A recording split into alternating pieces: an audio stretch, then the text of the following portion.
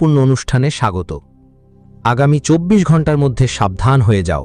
বন্ধুরা, আমাকে মাফ করে দাও, বাধ্যতামূলকভাবে তোমাদের বাড়ির একটা গোপন কথা খুলতে যাচ্ছি, যা শুনে তোমার শরীর থেকে ঘাম ছুটে যাবে। কারণ আজ রাত 2:52 তোমার জীবনে একটা ভয়ঙ্কর ঘটনা ঘটতে চলেছে বন্ধুরা। এটা শুনে তুমি হতভাগ হয়ে যাবে বন্ধুরা। পৃথিবী আর আকাশ এক হয়ে যাবে, কারণ এবার তোমার ভাগ্য তোমার সঙ্গে যে খেলা খেলবে সেটা সাধারণ খেলা হবে না বন্ধুরা। তোমার ভাগ্য তোমাকে অনেক কষ্ট দিয়েছে, অনেক দুঃখ দিয়েছে, অনেক ব্যথা দিয়েছে, কিন্তু আর এবার নয়। কারণ দেখুন, পরিবর্তন পৃথিবীর নিয়ম, আর এবার আপনার জীবনে যে পরিবর্তন আসতে চলেছে সেটা একদম সাধারণ হবে না। কারণ বন্ধুদের এখন যে পরিস্থিতি তৈরি হচ্ছে তা আপনার সব স্বপ্ন চূর্ণ বিচূর্ণ করে দেবে, আপনার জীবনের সুখ কেড়ে নেবে। আপনার পরিবার এমন একটা সমস্যায় পড়বে যেখান থেকে বের হওয়া প্রায় অসম্ভব। দেখুন বন্ধু, আমি আপনাকে শুধু সতর্ক করতেই এসেছি। আপনাকে ভয় দেখানো আমার উদ্দেশ্য নয়। আমার উদ্দেশ্য শুধু এইটুকুই যে সময় মতো আপনাকে আপনার জীবনের বাস্তবতা, আপনার জীবনের সত্যি বলতে চাই, যাতে আপনি ভবিষ্যতে বড় থেকে ছোট সব ধরনের বিপদ থেকে বাঁচতে পারেন। দেখুন, মাত্র 20 মিনিট সময় দিন এই ভিডিওটা দেখার জন্য। যদি আপনি আপনার ভবিষ্যৎ ভালো করতে চান, আর যদি আপনার জীবন ভালো লাগে, যদি আপনার পরিবার আপনার কাছে প্রিয় হয়, তাহলে অবশ্যই দেখবেন। কারণ আজকের দিনে কেউ যে কারোর জন্য কিছু করে সেটা তার নিজের পরিবার। আর দেখুন, পরিবার সুখী থাকলে নিজেরাও সুখী থাকবেন, আর জীবনে একটা আলাদা ধরনের খুশি আসবে ভিতর থেকে। তাই বন্ধু, আপনার মূল্যবান সময় দিয়ে এই ভিডিওটা অবশ্যই দেখবেন। দেখো, কিছুদিন আগেও তোমার জীবন এমন একটা অবস্থায় ছিল যে তোমার নিজের মানুষরাই তোমাকে ঠকিয়েছিল। এমন অবস্থায় তারা তোমাকে ছেড়ে গিয়েছিল যা তুমি কখনো ভাবতেই পারোনি। এখন দেখো, নিয়তির নিয়ম তো পরিবর্তিত হয়। যারা তোমাকে ঠকিয়েছিল, যারা তোমাকে কাঁদতে কাঁদতে ছেড়ে গিয়েছিল, তাদের একটা হিসাব এখন হতে যাচ্ছে। কারণ ব্রহ্মাণ্ডের সব নবগ্রহ আর 33 কোটি দেবদেবী তোমার জীবনে এমন সুখের পথ খুলে দেবে যা শুনে তোমার পুরো পরিবার এক পায়ে নাচতে বাধ্য হবে। তাই বন্ধুরা, এই ভিডিওটা শুরু করার আগে প্লিজ ভিডিওটা লাইক দিয়ে দাও, আর কমেন্ট বক্স অবশ্যই লিখবে শ্রীকৃষ্ণ রাধে রাধে, শ্রীকৃষ্ণ রাধে রাধে। তোমার সব মনোরোধ পূরণ করবেন। এখন দেখো বন্ধু, এই সময় তোমার একটাই কাজ, যারা তোমাকে কাঁদিয়ে ছেড়ে গিয়েছিল, যারা তোমার জীবনে কেবল কয়েকটা কয়েন রেখে গিয়েছিল, তাদের প্রতি কৃতজ্ঞতা জানাও। কেন? কারণ তারা তোমাকে শিখিয়েছে কিভাবে একা জীবনে এগিয়ে নিতে হয়। আর আজ তুমি যেখানে আছো, যেই অবস্থায় আছো, সেটা তোমার নিজের পরিশ্রম আর নিজের যোগ্যতায় তোমার হয়ে এসছে।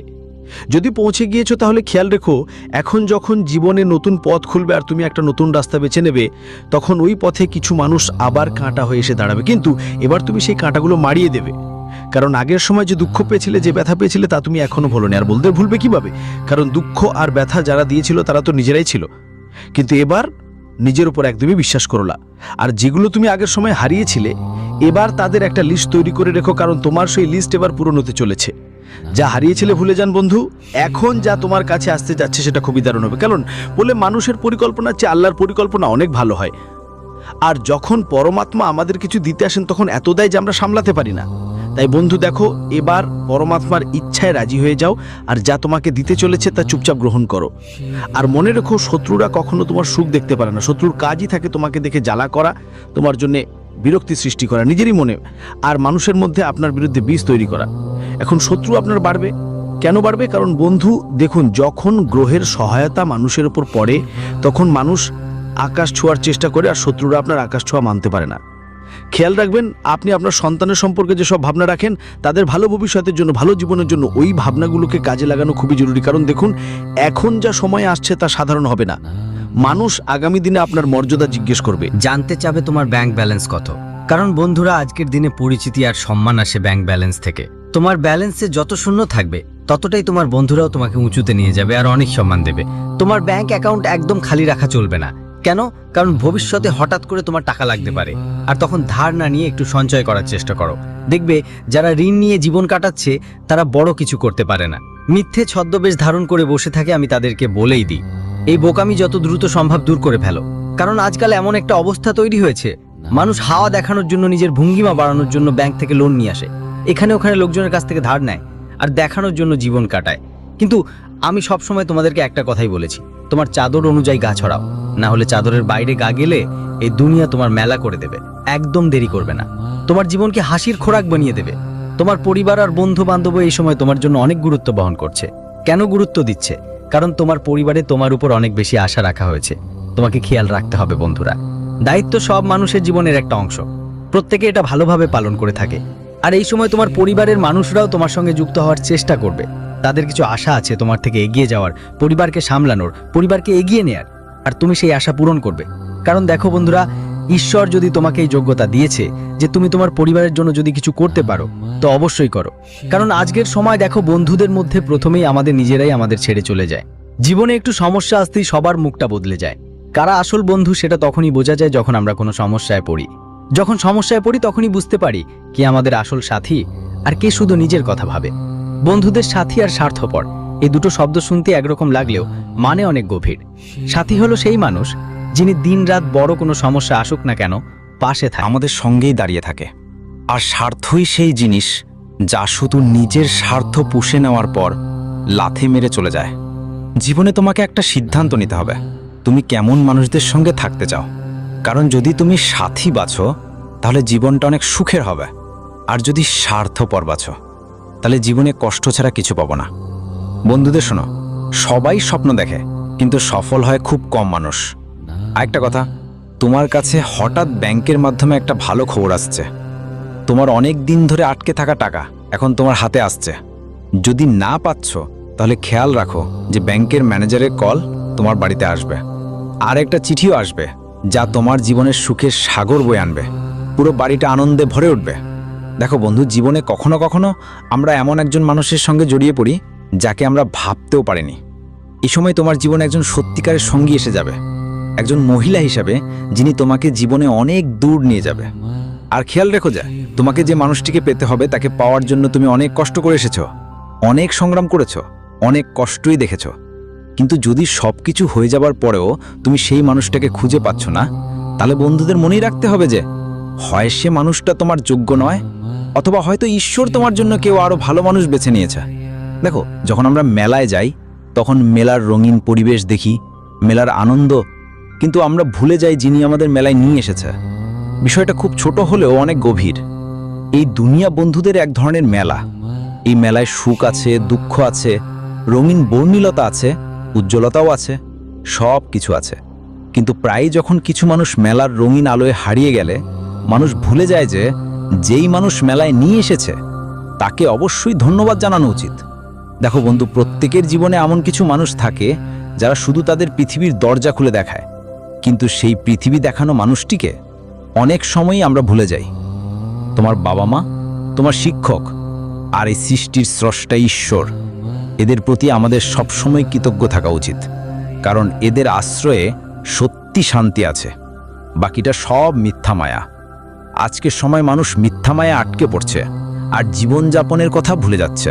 সে সামনে যে লোকটা আছে এত টাকা কোথা থেকে আয় করছে এই সব নিয়ে বেশি ভাবছি না, শুধু ভাবছি আমরা নিজেদের কিভাবে ভালো করতে পারি, আমরা কিভাবে টাকা আয় করব, কিভাবে আমাদের পরিবারকে ভালোভাবে সামলাবো, পরিবারকে কিভাবে সুখী রাখবো। শুনো বন্ধু, আজকাল মানুষগুলো অন্যের দুঃখ থেকে বেশি অন্যের সুখ দেখে কষ্ট পায়।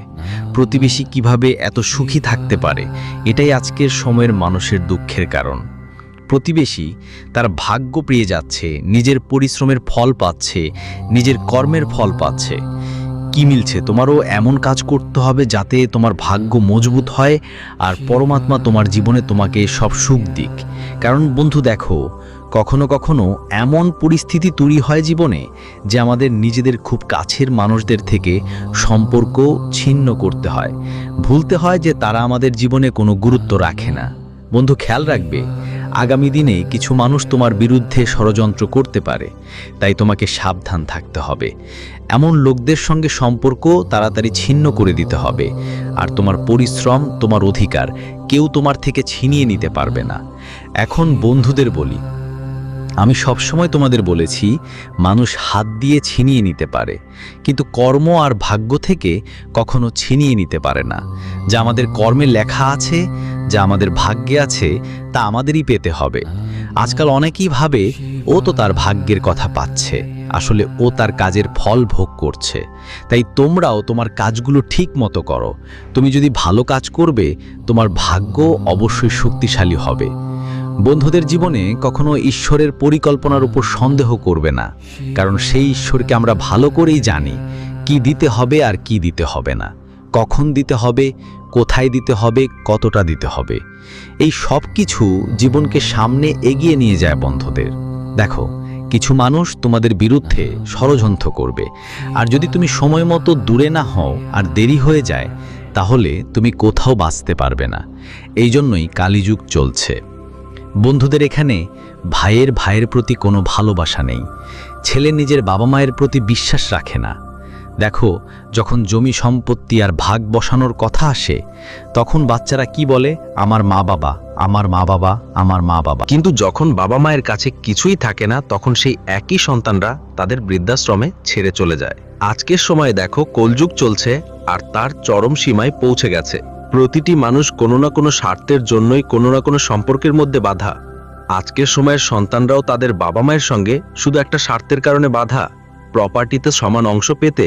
আর বন্ধুদের যে বোনেরা আছে, তারা ভাইয়ের সঙ্গে এই স্বার্থের জন্যই জড়িত থাকে।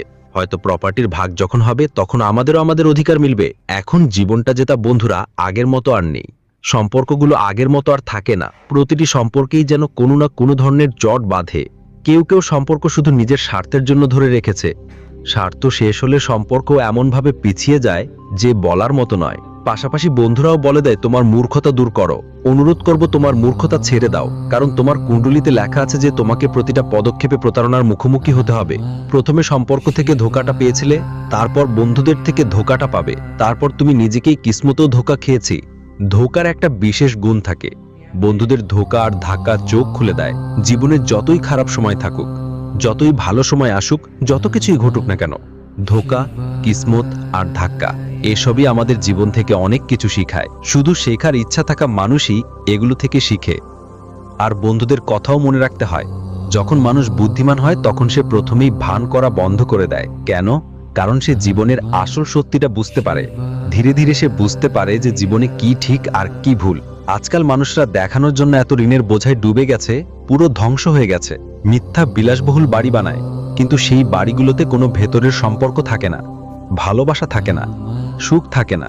তাই বন্ধুরা, নিজের জন্য একটা মিথ্যা বিলাসবহুল বাড়ি বানানোর চেয়ে একটা ছোট্ট ঝুপড়ি বানাও, যেখানে অন্তত মানুষ আরাম করে দুটো রুটি খেতে পারে। আমি তোমাদের বলছি, তোমরা তোমাদের বন্ধুদের সাথে কোনো ভ্রমণে যেতে পারো। সেই ভ্রমণগুলো অনেক সুন্দর হবে। কারণ এই যাত্রার সময় কিছু পুরনো সম্পর্ক আবার তোমার জীবনে ফিরে আসবে, এবং এমন কোনো সঙ্গী যে কয়েক বছর আগে তোমাকে ছেড়ে গিয়েছিল, সে হয়তো ফোন কল বা হোয়াটসঅ্যাপের মাধ্যমে আবার তোমার জীবনে ফিরে আসতে পারে। আর সেই মানুষটাতে তুমি অনেক খুশি হবে। সে তোমার জীবনে অপরিমেয় সুখ নিয়ে আসবে। তবে মনে রেখো, বন্ধুদের সম্পর্ক আগের মতো আর হয় না। কারণ একবার যদি কোনো সম্পর্ক ভেঙে যায়, সে তার আগের মতো হয় না। ধরো, একটা মাটির ঘড়া ছিল, সেটা ভেঙে গেছে। কুম্ভর ওকে আবার জোড়ার চেষ্টা করবে, আবার সিঞ্চার চেষ্টা করবে, কিন্তু সেই ঘড়ার আগের মতো হবে না। কেন হবে না? কারণ সেই ঘড়ায় ফাটল পড়েছিল, আর সেই ফাটল একবার ভাঙার ছিল। আজকের সময় সম্পর্ক ভাবে ভুল বোঝাবুঝির কারণে, ভুল সমঝোতার কারণে ভাঙে, ভুল মানুষের কারণে ভাঙে, আর ওই ফাটল ভরাট করা খুব কঠিন হয়। আজকাল মানুষ একে অপরের প্রতি মনেই রাগ ধরে করে চলেছে। তোমার এমনটা করবে না। ওরে, তোমাকে তো ঈশ্বর কিছু দিয়েছেন, এটা ভাবেই ঠিক করা হয়েছে, এবং তোমার থেকে কিছু নেওয়া হয়েছে, তাও ভালো করে ভেবে নেওয়া হয়েছে। দেখো বন্ধু, বড়দের কথায় চোখ রাখো, কারণ সময়ের ঘড়ির সুই বদলাতে চলেছে। এখন যে পরিবর্তন আসবে, সেটা একদম সাধারণ হবে না, কারণ তোমার কুণ্ডলিতে তোমার পিতৃপুরুষদেরও একটা স্থান মিলতে যাচ্ছে। আর পিতৃদেবতার আশীর্বাদে অনেক সুখ তোমার বাড়িতে কড়া নাড়তে চলেছে। তোমার বাড়ির ভাবমূর্তি বদলে যাবে। বন্ধু, ভুল সম্পর্ক, ভুল মানুষ আর ভুল প্রভাবকে সবসময় তোমার জীবন থেকে দূরে রাখতে হবে। সঙ্গে সঙ্গে সবকিছু তোমার সঠিক সময়ে মিলেই যাবে। শুধু একটু ধৈর্য ধরতে হবে আর নিজেকে শান্ত ও ধীর রাখতে হবে। আজকের দিনে অনেকেই একটা সমস্যায় ভুগছেন, আর সেই সমস্যা হলো টাকা হাতেই টেকছে না। বন্ধুরা, টাকা আয়ের পরেও যদি হাতের টাকা টেকছে না আর খরচ বাড়তেই থাকে, তো বাড়িতে টাকা নিয়ে ঝগড়া লেগেই থাকে। ঋণের বোঝায় অনেকেই কষ্ট পাচ্ছেন, বা কেউ তোমার টাকা খেয়ে ফেলেছে, ফেরত দিচ্ছে না। তাহলে এই উপায় তোমার জন্য লাভজনক হতে পারে। লাল কিতাব অনুসারে রাতে ঘুমানোর সময় এক টুকরা তামার পাত্রে লাল চন্দন মাথার তলায় রেখে দিন। পরের সকালে সেটা চন্দন তুলসীর গাছের উপর ছড়িয়ে দিন। মনে করা হয় এতে টাকার বাধা দূর হয়, ঘরে মা লক্ষ্মীর বাস হয়, শরীরের নেতিবাচক শক্তি দূর হয় আর ঘরে টাকার প্রবাহ খুলে যায়।